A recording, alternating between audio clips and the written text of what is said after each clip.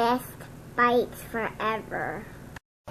Hey everyone, I'm Chef Alicia, and today I'm going to teach you a pretty necessary chef skill. I'm going to show you how to make a balsamic reduction. This is actually a really easy process, but you do need to kind of watch the pot pretty closely because it will boil over once it's reduced pretty far down, and that's kind of a good sign for you to know that it's done too, is the second that it bubbles up, it's pretty much ready to take off of the stove. But I'm going to show you in this video kind of what to look for as far as the consistency, you know, how liquidy it is and so forth. And also I really want you to keep in mind when you're doing this recipe that it will thicken a lot as it cools. Not a little bit, a lot. This thickens up a lot. So you don't want it to be as thick hot as you think you want it to be when you're done reducing it, if that makes any kind of sense. So anyway, enjoy.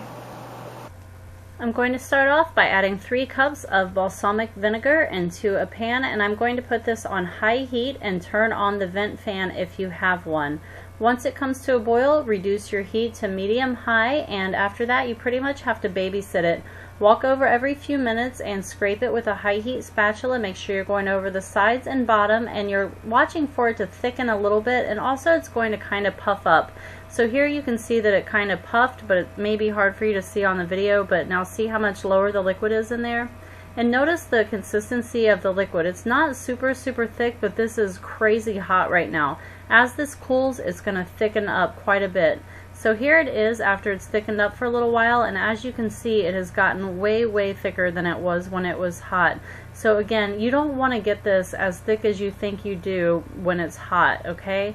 So here's what it looks like when I drip it on the plate, and you can see this is like a perfect, beautiful, amazing balsamic reduction. This is really what you're looking for.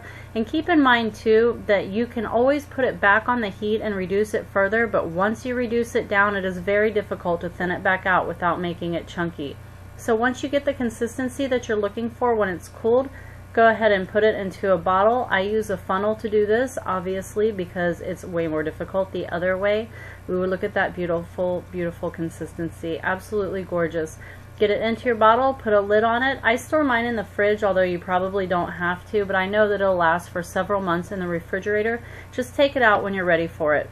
It's going to need about 20 minutes at room temperature in order to get to the consistency that you're able to just go ahead and squirt it onto a plate or whatever it is that you're using. And this is how it looks, all beautiful and finished. For more delicious recipes, be sure to check out my YouTube channel. Don't forget to subscribe while you're there. You can also check out bestbitesforever.com. Thank you so much for watching, and happy cooking, everyone. bestbitesforever.com